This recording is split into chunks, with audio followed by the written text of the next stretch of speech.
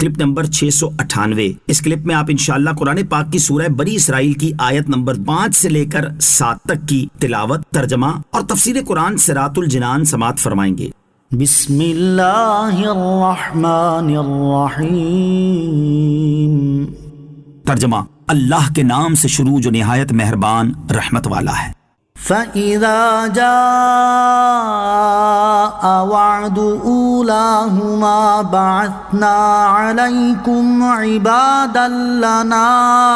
أُولِي بَأْسٍ شَدِيدٍ فَجَاسُوا خِلَالَ الدِّيَارِ وَكَانَ وَعْدًا مَفْعُولًا۔ ترجمہ، پھر جب ان 2 مرتبہ میں سے پہلی بار کا وعدہ آیا تو ہم نے تم پر اپنے بندے بھیجے جو سخت لڑائی والے تھے، تو وہ شہروں کے اندر تمہاری تلاش کے لیے گھس گئے، اور یہ ایک وعدہ تھا جسے پورا ہونا تھا۔ وعد اولاہما، ان 2 مرتبہ میں سے پہلی بار کا وعدہ۔ اس آیت میں گزشتہ آیت کی تفصیل بیان کی جا رہی ہے کہ جب 2 مرتبہ کے فساد میں سے پہلی مرتبہ کے فساد کا وقت آیا تو فساد کی صورت یہ بنی کہ انہوں نے توریت کے احکام کی مخالفت کی اور گناہ کے کاموں میں پڑ گئے اور حرام چیزوں کے مرتکب ہونے لگے، حتیٰ کہ انہوں نے اللہ عز و جل کے نبی حضرت شعیہ علیہ الصلوۃ والسلام اور ایک قول کے مطابق حضرت ارمیہ علیہ الصلوۃ والسلام کو قتل کیا۔ اور جب بنی اسرائیل نے یہ فساد کیا تو اللہ عز و جل نے ان پر بہت زور و قوت والے لشکروں کو مسلط کر دیا تاکہ وہ انہیں لوٹیں اور انہیں قتل کریں، قید کریں اور ذلیل و رسوا کریں۔ چنانچہ ان مسلط کیے جانے والے لشکروں نے بنی اسرائیل کے علماء کو قتل کیا، توریت کو جلایا، مسجد اقصیٰ کو ویران کیا اور 70,000 افراد کو گرفتار کیا۔ یہ مسلط کیے جانے والے لشکر کون سے تھے؟ اس بارے میں مختلف اقوال ہیں، البتہ ان میں سے جس نے بنی اسرائیل کو بدترین طریقے سے ہزیمت سے دوچار کیا وہ بخت نصر تھا، جس نے انہیں تہس نہس کر کے چھوڑا اور یوں وعدہ الہی پورا ہوا۔ وہ بخت نصر تھا۔ بد عملی کا دنیاوی انجام۔ اس سے معلوم ہوا کہ بد عملی کی وجہ سے ظالم بادشاہ مسلط کر دیے جاتے ہیں، کیونکہ ظالم بادشاہ بھی عذاب الہی ہوتا ہے، نیز بد عملی کے مزید دنیاوی نقصانات ملاحظہ ہوں۔ چنانچہ حضرت عبداللہ بن عمر رضی اللہ تعالیٰ عنہما فرماتے ہیں، رسول کریم علیہ الصلوۃ والسلام نے ہماری طرف توجہ فرمائی اور ارشاد فرمایا، اے مہاجرین، جب تم 5 کاموں میں مبتلا کر دیے جاؤ تو تمہارا کیا حال ہوگا، اور میں خدا سے پناہ مانگتا ہوں کہ تم ان کاموں میں مبتلا ہو جاؤ۔ نمبر 1، جب کسی قوم میں بے حیائی کے کام اعلانیہ ہونے لگ جائیں تو ان میں طاعون اور وہ بیماریاں عام ہو جاتی ہیں جو پہلے کبھی ظاہر نہ ہوئی تھیں۔ نمبر 2، جب لوگ ناپ تول میں کمی کرنے لگ جاتے ہیں تو ان پر قحط اور مصیبتیں نازل ہوتی ہیں اور بادشاہ ان پر ظلم کرتے ہیں۔ نمبر 3، جب لوگ زکوٰۃ کی ادائیگی چھوڑ دیتے ہیں تو اللہ تعالیٰ بارش کو روک دیتا ہے، اگر زمین پر چوپائے نہ ہوتے تو آسمان سے پانی کا ایک قطرہ بھی نہ گرتا۔ نمبر 4، جب لوگ اللہ تعالیٰ اور اس کے رسول علیہ الصلوۃ والسلام کے عہد کو توڑ دیتے ہیں تو اللہ تعالیٰ ان پر دشمنوں کو مسلط کر دیتا ہے اور وہ ان کا مال وغیرہ سب کچھ چھین لیتے ہیں۔ نمبر 5، جب مسلمان حکمران اللہ تعالیٰ کے قانون کو چھوڑ کر دوسرا قانون نافذ کرتے ہیں اور اللہ تعالیٰ کے احکام میں سے کچھ پر عمل کرتے اور کچھ کو چھوڑ دیتے ہیں تو اللہ تعالیٰ ان کے درمیان اختلاف پیدا فرما دیتا ہے۔ ثم رددنا لكم الكرة عليهم وأمددناكم بأموال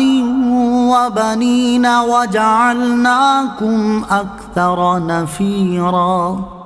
ترجمہ، پھر ہم نے تمہارا غلبہ ان پر الٹ دیا اور مالوں اور بیٹوں کے ساتھ تمہاری مدد کی اور ہم نے تمہاری تعداد بھی زیادہ کر دی۔ ثم رددنا لكم الكرة عليهم، پھر ہم نے تمہارا غلبہ ان پر الٹ دیا۔ اس آیت میں بنی اسرائیل کی بربادی کے بعد دوبارہ سنبھلنے کی داستان بیان کی جا رہی ہے کہ گناہوں اور نافرمانیوں کے نتیجے میں تباہ و برباد ہونے کے بعد جب تم نے توبہ کی اور تکبر و فساد سے باز آئے تو ہم نے تمہیں دولت دی اور تمہیں اتنی قوت و طاقت عطا فرمائی کہ تم دوبارہ مقابلہ کرنے کے قابل ہوئے، چنانچہ تمہیں ان لوگوں پر غلبہ عطا کر دیا گیا جو تم پر مسلط ہو چکے تھے۔ افرادی اور مالی قوت کی اہمیت۔ اس آیت سے یہ بھی معلوم ہوا کہ افرادی اور مالی قوت کی بھی بڑی اہمیت ہے اور طاقت کے میدان میں ان کا بڑا عمل دخل ہے، اور اگر ان کا صحیح استعمال ہو تو یہ اللہ عز و جل کی بہت بڑی نعمت ہیں۔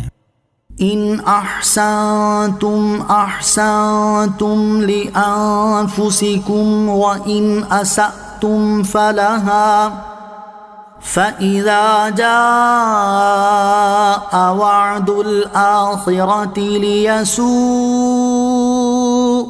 وُجُوهَكُمْ وَلِيَدْخُلُوا الْمَسْجِدَ كَمَا دَخَلُوهُ أَوَّلَ مَرَّةٍ كما دخلوه أول مرة وليتبروا ما علوا تتبيرا۔ ترجمہ، اگر تم بھلائی کرو گے تو تم اپنے لیے ہی بہتر کرو گے، اور اگر تم برا کرو گے تو تمہاری جانوں کے لیے ہی ہوگا۔ پھر جب دوسری بار کا وعدہ آیا تاکہ وہ تمہارے چہرے بگاڑ دیں اور تاکہ مسجد میں داخل ہو جائیں جیسے پہلی بار اس میں داخل ہوئے تھے، اور جس چیز پر غلبہ پائیں اسے تباہ و برباد کر دیں۔ ان احسنتم،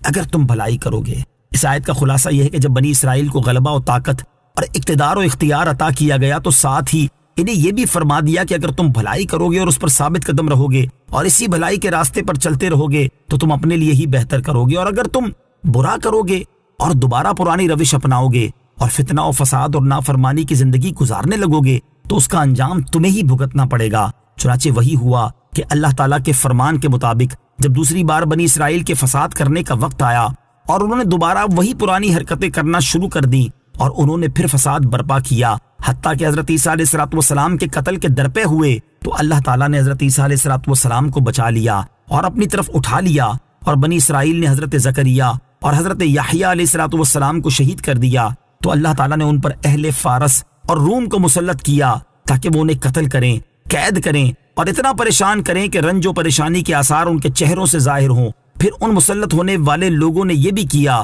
کہ وہ بیت المقدس کی مسجد میں داخل ہوئے اور اسے ویران کر دیا، اور بنی اسرائیل کے شہروں پر غلبہ پا کر انہیں تباہ و برباد کر دیا۔